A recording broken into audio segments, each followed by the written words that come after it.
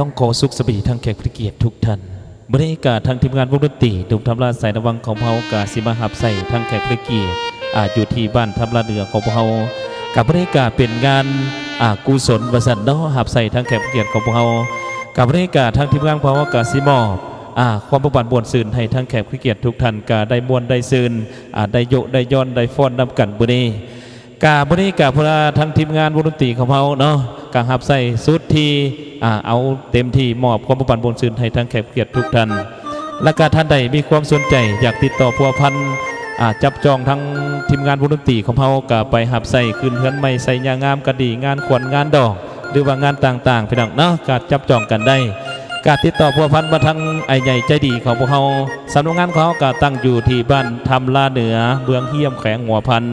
และการสำนักงานที่2ตั้งอยู่ที่บ้านนาเวียงเมืองเฮียมแขวงหัวพันคือกันพี่น้องไงเนาะสะดวกบ่ได้ก็ไปติดต่อพัวพันบนหันพี่น้องถ้าไปบ่ฮอดจอดบ่ถึงก็สามารถโทรศัพท์ไปได้984373พี่น้องเนาะมื้อนี้เขาก็สิมาโคเวอร์เพลงใหม่เป็นเพลงประจำวงดนตรีของเรามอบเป็นความประพันธ์บนซื่นให้ทั้งแขกผู้เกียรติทุกท่านขอเสียงดนตรีสวดๆทางมืออาจารย์กีย์บอร์ด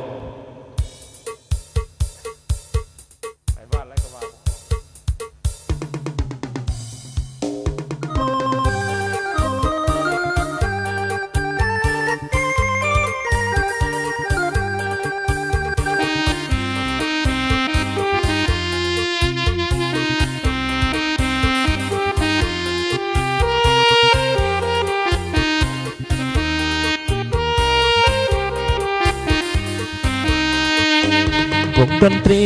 ของหนุ่มทำลากำลังจะพาก้าวสู่เวที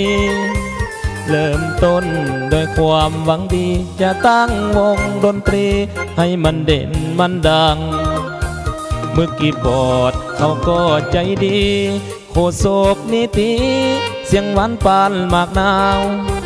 เฮ็ดจังใดวงดนตรีจะก้าวหนุ่มๆสาวๆสวยเป็นแห่งใจสวยเสียสนับสนุนบ่ลืมบุญคุณของทุกคนดอกนาพวกเขาจะคอยพัฒนา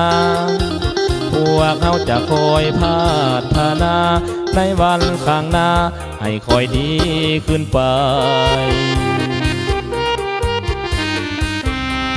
ขอบใจเด้ออย่าไปหลงลาเมื่อไอ้มาจับจองไปงานดองบ่เจ้าหรืองานเขางานขวัญนับบ่ถ้วนน้อยอย่างพันงานติดต่อมาหาวงหนุ่มทำล้ายังคอยตอน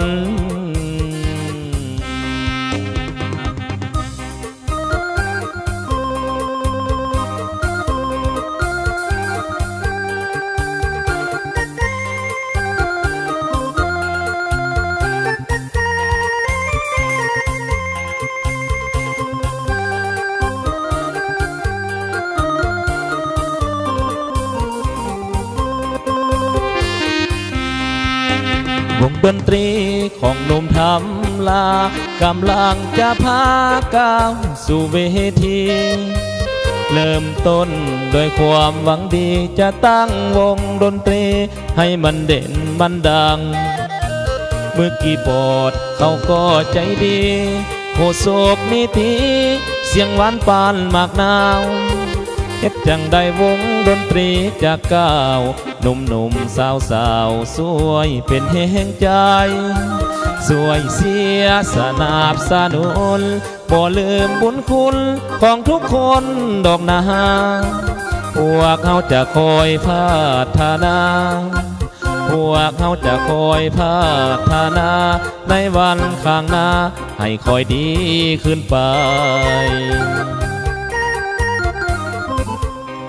ขอบใจเด้ออย่าไปหลงลาเมื่อให้มาจับจองไปงานดองบ่เจ้าหรืองานเขางานขวัญนับบ่ถ้วนน้อยอย่างพันงานติดต่อมาหาวงหนุ่มทำล้ายังคอยตอนเอาขอเสียง